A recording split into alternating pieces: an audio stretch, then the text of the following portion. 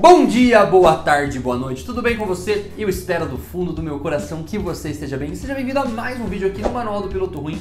E recentemente tivemos o Grande Prêmio de Miami, mas existem outros grandes prêmios que já passaram pelos Estados Unidos e são sobre eles que vamos falar no vídeo de hoje. Então bora!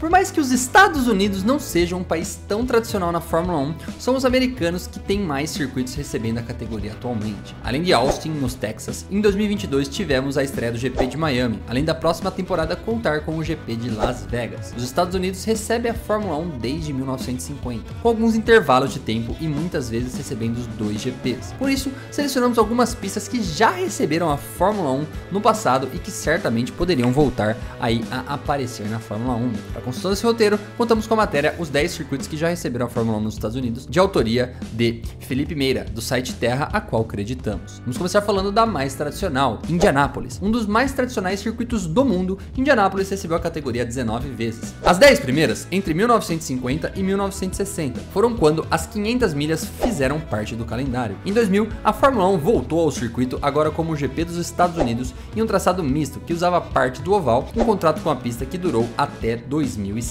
Vamos falar de Sebring International Raceway. Outra pista tradicional, recebe todos os anos as 12 horas de Sebring, uma das 3 provas mais importantes da Endurance mundial. E no ano de 1959, recebeu o GP dos Estados Unidos e a última etapa do campeonato daquele ano em dezembro. Essa prova viu Jack Brabham vencer seu primeiro título, com Bruce McLaren ganhando a prova com o Cooper. Vou falar do terceiro, Riverside International Raceway. Riverside era um circuito localizado na Califórnia, inaugurado em 1957. Foi uma das pistas mais importantes para se entender a história do automobilismo americano, recebendo eventos dos carros esportivos e também da NASCAR. Foi lá também que a Ford fez a maioria dos testes com o GT40, cenas retiradas do filme Ford vs Ferrari. Em 1960, recebeu a Fórmula 1 pela única vez, e o vencedor foi Stirling Moss, com a Lotus. O circuito foi fechado no dia 2 de julho de 1989 por conta da especulação imobiliária. Atualmente, o terreno abriga um shopping e casas. Em quarto, vamos falar de Watkins Glen International. É o circuito americano que mais recebeu grandes prêmios da Fórmula 1, com 20 edições entre 1961 e 1980. A pista está localizada no estado de Nova York e tem passagens importantes da história do automobilismo, como o título do brasileiro de Emerson Fittipaldi em 1974, o primeiro da McLaren. O primeiro traçado da pista durou de 1961 até 1970 e tinha apenas 3.701 metros. A partir de 1971, o traçado foi aumentado para 5.435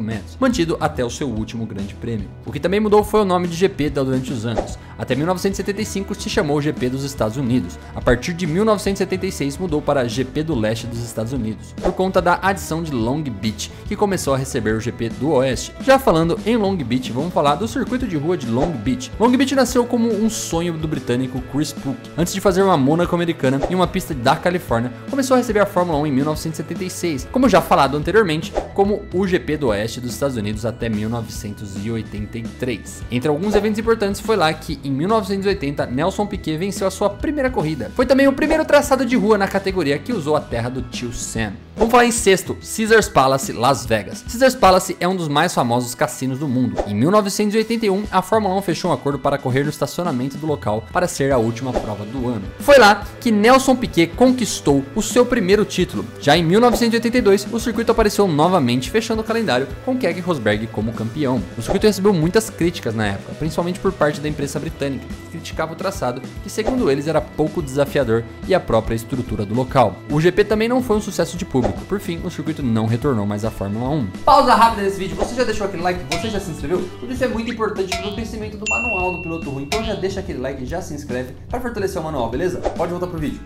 Vou falar do sétimo, o circuito de rua de Detroit. Em 1982, a Fórmula 1 chegou em uma das capitais automobilísticas do mundo, onde estão sediadas algumas das maiores montadoras, como GM, Ford e Chrysler. Com o nome de GP de Detroit, a corrida teve 7 edições, com a última sendo em 1988. Para 89, Detroit teria que procurar outro palco, já que o circuito não apresentava mais as condições de segurança. O governo local pensou em mover a corrida para a ilha de Belly, onde a IndyCar corre nos dias de hoje. Parecia a escolha natural, mas a negociação não deu certo, além da cidade estar começando a entrar em crise na época. época, com a perda do mercado das fabricantes locais. Então a Fórmula 1 acabou fechando com Phoenix às pressas. Vamos falar de Fair Park, Dallas. Em 1984, a Fórmula 1 foi até o Texas pela primeira vez para o GP de rua de Dallas, culminado em um verdadeiro fracasso. A cidade quis trazer o evento até para uma questão de receber um evento global, surfando na onda da série de Dallas entre 1978 e 91, um sucesso na época. A corrida foi realizada em Fair Park, um complexo recreativo e educacional da cidade. O grande problema foi que a corrida foi realizada em julho, com um calor insuportável.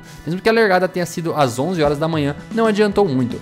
A temperatura ambiente estava em 38 graus e a pista chegou a incríveis 66 graus, um recorde que permanece até hoje na Fórmula 1. Apenas 7 carros concluíram a prova. Nigel Mansell teve uma quebra do câmbio a metros da linha de chegada. Saiu do carro para tentar empurrá-lo e simplesmente desmaiou. Essa se tornou uma das cenas mais famosas da Fórmula 1 e ela nunca mais retornou a Dallas. Vou falar do circuito de rua de Phoenix. Como já falado, o circuito de rua de Phoenix foi entrado no calendário da Fórmula 1 em 1989, anunciado em janeiro daquele ano para um contrato de 5 anos. Teve que preparar o circuito às pressas, mas finalmente conseguiram integrar. A prova foi batizada como o GP dos Estados Unidos. Na primeira corrida, Senna liderava até ter problemas mecânicos, entregando a vitória para Alain Prost. No ano seguinte, o GP se tornou a primeira prova do calendário. Senna dessa vez teve uma disputa muito forte com a revelação daquele ano, Jean Alesi da Tyrrell, e acabou levando a melhor. Nos anos seguintes, Senna venceu com tranquilidade. A cidade esperava ainda ter os GPs em 1992 e 93, porém a Fórmula 1 simplesmente cancelou o contrato sem dar mais explicações.